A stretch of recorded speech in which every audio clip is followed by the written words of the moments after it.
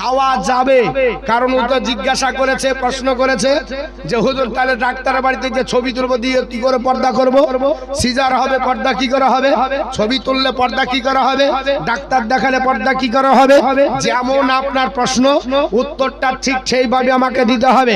শুনে রেখে দেন, আপনার আল্লাহ পাক বললেন মরা প্রাণী খাওয়া যাবে না, উইদাউট মাছ, মাছ আলাদা রাখেন। আপনার রক্ত খাওয়া যাবে না, শুকরের মাংস খাওয়া যাবে না। আর কি খাওয়া যাবে না? আল্লাহ রাব্বুল আলামিন বললেন, এই কোরআনের আয়াতটা সূরা বাকারার 173 নম্বর আয়াত, আপনারাও দেখে নিতে পারেন, বাংলা কোরআনেও আপনার পেয়ে যাবেন। তো আল্লাহ রাব্বুল আলামিন বললেন তোমাদের মরা খাওয়া নিষেধ, হারাম। তোমাদের প্রতি রক্ত খাওয়া হারাম করেছি এবং তোমাদের প্রতি শুকরের মাংস খাওয়া হারাম করেছি। ওয়ামা উহিল্লা বিহি লিগাইরিল্লাহ, আর ওই প্রাণী খাওয়া হারাম, ওই জানদার যে আপনার বলা হচ্ছে পশু খাওয়া হারাম, যেটা আল্লাহ পাকের নাম ছাড়া হালাল করা হবে। যেমন ধরেন আপনি বলা হচ্ছে পোল্ট্রির দোকানে গেলেন, এর জন্য বাবা পোল্ট্রি আমি কারো বিশ্বাস করে নিই না, আমি যদি নিজে হালাল না করি পোল্ট্রি নিই না। কারণ সেদিন দেখছি যে পোল্ট্রি জিজ্ঞেস করছে, অফার দিয়েছে, আপনার মাইকে বলছে গোটা পোল্ট্রি হলো 110 টাকা আর কাটা হলো 150 টাকা। তো আপনার পাশে একজন আপনার বলে হচ্ছে দোকান দিয়েছে আর কাস্টমার ভিড় লাগিয়ে দিয়েছে। এসে যে কাস্টমার আসছে সেই জিজ্ঞেস করছে এখন পোল্ট্রি কত টাকা কিলো? তখন বলছে গোটা হলো 110 আর আপনার কাটা হলো 150 টাকা।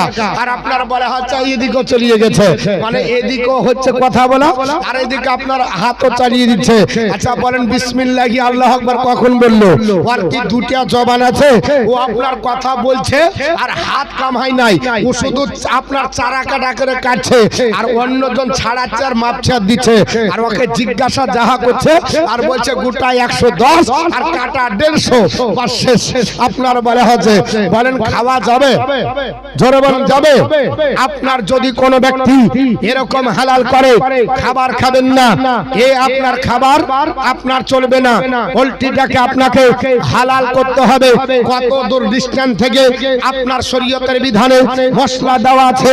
একটা জানকে আপনার পোল্ট্রি হোক, একটা আপনার বলা হচ্ছে মুরগি হোক, হাঁস হোক, বতক হোক, তাকে জমিন থেকে আধা তো পরে আপনি হালাল করেন। এটা হলো সুন্নতি পদ্ধতি। আর ধরে বুকের উপর হাইয়া বাস চালিয়ে দিল, মাথা থাকলো কি না থাকলো আপনার দেখার দরকার নাই, ওর সুজারও দরকার নাই, কিবলামুখী হলো কি হলো না ওটাও আপনার দেখার দরকার নাই। বিসমিল্লাহির রহমানির রহিম কখন বললো না বললো ওটাও আপনার বলা হয়েছে জানার দরকার হয় না। এর জন্য হালাল নিজে করবেন, করে নিবেন। আর যদি না হয় যে করে তাকে বলবি যে সুন্নতি পদ্ধতিতে হালাল কর, তোর চারা কাটা পোল্ট্রি নিব না। বুঝতে পেরেছেন? পোল্ট্রির দোকানদার থাকলে কেউ রাখেন না। হ্যাঁ, রানী তারাতে জুম্মার দিন বক্তৃতা দিতে বলছে এই আমাদের ব্যবসার উপর আপনি হাত মারছেন। বাপ যেটা সত্য সেটা বলতে হবে না, হবে না? আপনি জিজ্ঞাসা করছে, কথা বলছেন, তো আপনি দোয়া পড়লেন কখন? আর দোয়া তো কাটার সময় তো পড়তে হবে, হালাল করার সময়। তো যদি কোনো ব্যক্তি গোটা পৃথিবী দোয়া পড়ে আর যদি বিসমিল্লাহি আল্লাহু আকবার না বলে, তাহলে ওই প্রাণী খাওয়া হারাম হবে। চারটা নিয়ম, চারটি আপনাকে তরিকা বললাম। কিন্তু আল্লাহ পাক ওই আয়াতে শেষ অংশের দিকে বলছে ফামানিতুররা গায়রা বাগিন ওয়ালা আদিন। কিন্তু যদি নিরুপায় হয়, উপায় যদি না থাকে, কোনো রাস্তা যদি না থাকে, কিন্তু ওই লোক সীমা লঙ্ঘনকারী না, মানে বেপরোয়া না, আল্লাহকে মানে না তারাই আল্লাহকেও মানে, কিন্তু নিরুপায় হয়ে গেছে, তার কাছে হালাল করা কোনো মাংস নাই, আপনার গরু তাজা নাই, আপনার বলা হয়েছে পৃথিবীতে হালাল করার সিস্টেম নাই, কিন্তু মরুভূমিতে পড়ে আছে, আপনার হাত ভেঙে গেল, পা ভেঙে গেল, বা আপনার আসতে পারছে না, ওখানে পানিও নাই, ওখানে খাবারও নাই, কিন্তু মরা গরু পড়ে আছে, আপনি কয়েকদিন ধরে ওখানে আপনি বিমার হয়ে পড়ে আছেন, তো আপনার খাওয়া যাবে কি যাবে না? তো আল্লাহর কোরআন বলছে আপনার বলা আছে নিরুপায় হয়ে যদি ওই ব্যক্তি মরা গরু খায়, তাহলে আপনার ফালা ইসমা আলাইহি, তাতে কোনো গুনাহ নাই। জোরে বল সুবহানাল্লাহ।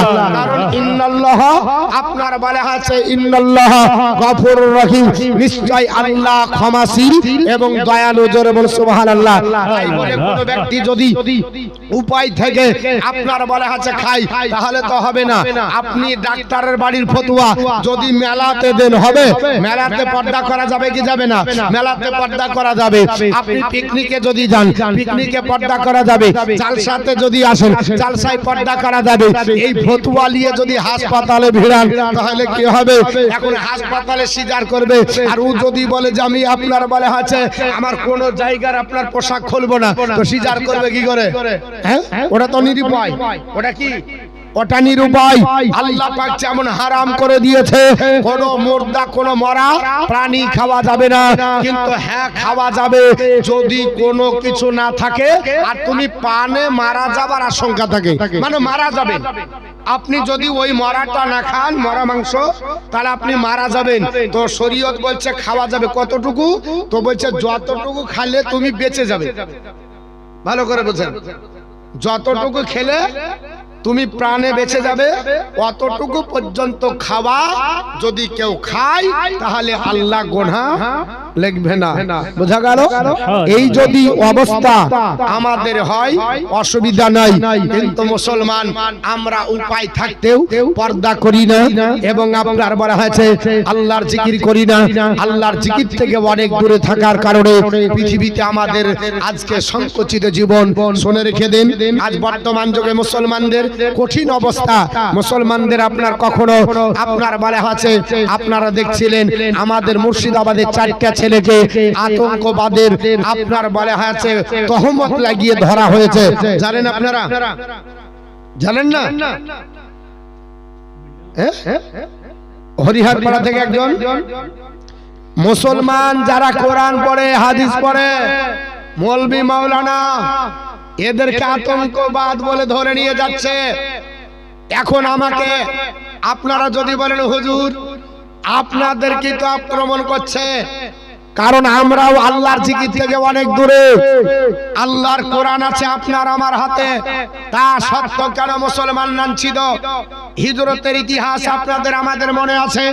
নবী যেদিন মক্কা ছেড়ে মদিনা হিজরত করে যাবে, আল্লাহ রাব্বুল আলামিনের ফেরেশতা জিবরিল আমিন এসে বললেন, ইয়া রাসূলুল্লাহ, আজকে রাত্রিতে আপনাকে মক্কা ছেড়ে মদিনা যেতে হবে। আমার বিশ্ব নবী মক্কা ছেড়ে মদিনা যাবেন। আপনার বলা আছে ঘর থেকে উঠে দেখছেন চতুর্দিকে আপনার বেড়া জালের মতো জাল দিয়ে আপনার বলা আছে কুরাইশ গোত্ররা আপনার দাঁড়িয়ে আছে। আল্লাহর নবী বললেন, জিবরিল এই অবস্থায় যেতে হবে? বলে হ্যাঁ। আল্লাহ পাক বললেন, জিবরিল নবীকে বলো সূরা আপনার ইয়াসিনের 1 রুকু পড়ে মাটিতে ফুঁক দিবে, আপনার পাথর নিক্ষেপ করবে, আর সমস্ত কুরাইশ গোত্রের কাফেরদের চোখের দৃষ্টি আমি আল্লাহ কেড়ে নেব। আল্লাহ পাকের নবী যখন নিক্ষেপ করে, আমার আল্লাহ পাক বলেন, ওমা রামাইতা ইজ রামাইতা ওয়ালাকিন্নাল্লাহ রামা। হাবিব আপনি যখন পাথর নিক্ষেপ করেন, ও পাথর আপনি নিক্ষেপ করেননি, ওটা আমি আল্লাহ নিজেই নিক্ষেপ করেছি। জোরে বলেন সুবহানাল্লাহ। যত সূরা ইয়াসিন আপনার কাছে আছে, আমার কাছে আছে, যদি সূরা ইয়াসিনের উপর ফুঁক দিয়ে আজকে আপনার কাফেরের উপর নিক্ষেপ করি, তাদের চোখের দৃষ্টি বন্ধ হয়ে যাবে আর আপনি নিরাপত্তা পেয়ে যাবেন। এটা কি আপনি আমি করতে পেরেছি? জোরে বলতে পেরেছি? নবী আমার কি শিক্ষা দিলেন সেখান থেকে? আল্লাহ কি বলতে চাইলেন? আমরা তো মনে করি শুধু নবীর হিজরতেরই ঘটনা। নবীর প্রত্যেকটা পদক্ষেপ এবং কোরআনের প্রত্যেকটা আপনার নির্দেশে একটা করে শিক্ষা আছে, কিন্তু আমরা সেই শিক্ষাগুলো গ্রহণ করি না। আমরা মনে করি যে শুধু নবী বেঁচেছে আর কেউ বাঁচবে না। আর আমার নবী তো এটা সিস্টেমটা দেখিয়ে দিয়েছে, আমিও বাঁচলাম আমার উম্মতও বাঁচবে। কিয়ামত পর্যন্ত এই সিস্টেম আপনার আমার কাছে থাকা দরকার ছিল, কিন্তু মুসলমান কোরআনের কাছে সাহায্য চাই না। বিপদে পড়লে সকালবেলা এমএলএ কে ধরে পা ধরে চলে না, আপনি যা পারবেন করেন, যা লাগবে দিব, কারণ আপনি ছাড়া আর কোনো গতি নাই। আল্লাহ বলছে মোল্লাকে ধরে যখন ছাড়বি না তখন তোর এরকমই হবে। বুঝতে পারছেন? এখন আল্লাহকে বাদ দিয়ে মোল্লার উপরে আমরা বেশি ডিপেন্ড করি। আল্লাহ পাক যেন আল্লাহর উপর ডিপেন্ড করার তৌফিক দান করুন। জোরে বলুন আল্লাহুম্মা আমিন। যে সামান্য দুনিয়ার ফিতনা, দাজ্জালের মতো ফিতনাও যদি আপনার কাছে আসে, সেখান থেকেও আপনি নিষ্কৃতি পাবেন যদি কোরআন অনুযায়ী চলেন। জোরে বলুন সুবহানাল্লাহ। এটা কোথায় আছে হাদিস আপনাদেরকে শুনিয়ে দিই কয়েকটি কথা। আপনারা তো অনেকেই ভাবছেন যে আজকে কিছুই বলবে না নাকি রে, এগুলো আমাদের দরকার আছে, এগুলো আমাদের প্রাসঙ্গিক আলোচনা। এর জন্য আপনার করছি, আমার পরে যিনি আসবেন উনিও করবেন, আর আমার আগে যিনি ছিলেন তিনিও তো আপনাদেরকে শুনিয়ে দিয়েছে।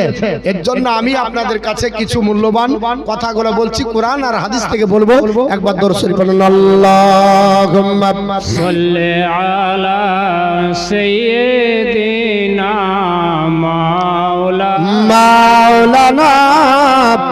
মুহাম্মদ ওয়া আলা আহলে সাইয়্যিদিনা মাওলানা মুহাম্মদ সাল্লাল্লাহু আলা মুহাম্মাদিন সাল্লাল্লাহু আলা মুহাম্মদ হরদম জাবাত নিকলো পাক নামে মুহাম্মদ হরদম জাবাত নিকলো সফিয়ানা মোহাম্মদ বন্ধুর প্রেমে কে আনন্দ, বন্ধুর প্রেমে কে আনন্দ সবাই জানে না, প্রেম বিনে প্রাণ বন্ধুরে দেখা পাবে না। বন্ধুর প্রেমে কে আনন্দ, বন্ধুর প্রেমে কে আনন্দ সবাই জানে না, প্রেম বিনে প্রাণ বন্ধুরে দেখা পাবে না। মহানবী পয়গম্বর ছিলেন, তোর পাহাড় নূর দেখিলেন, খোদার নূর পাহাড় দলে, খোদার নূর পাহাড় দলে মশা জালে না, প্রেম বিনে প্রাণ বন্ধুরে দেখা পাবে না।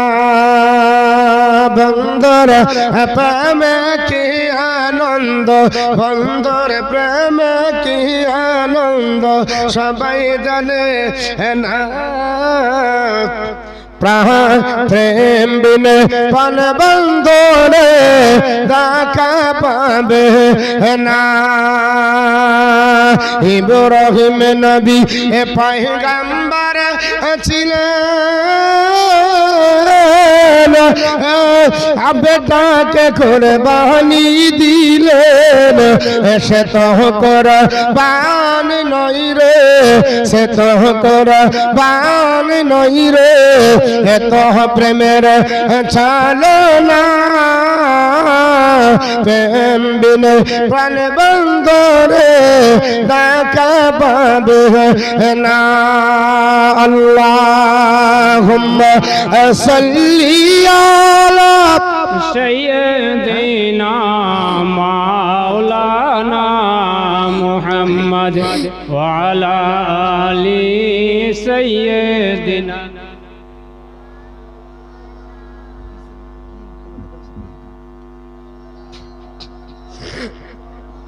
মাদিন সাল্লাল্লাহু মুহাম্মদ ওয়া আলা আলি সাইয়্যিদিনা সাল্লাল্লাহু আলা মুহাম্মাদিন মোহাম্মদ হরদম আযাবাস নিকালো পাক নামে মোহাম্মদ হরদম আযাবাস নিকালো সফিয়ানা মোহাম্মদ সাল্লাল্লাহু তাআলা আলাইহি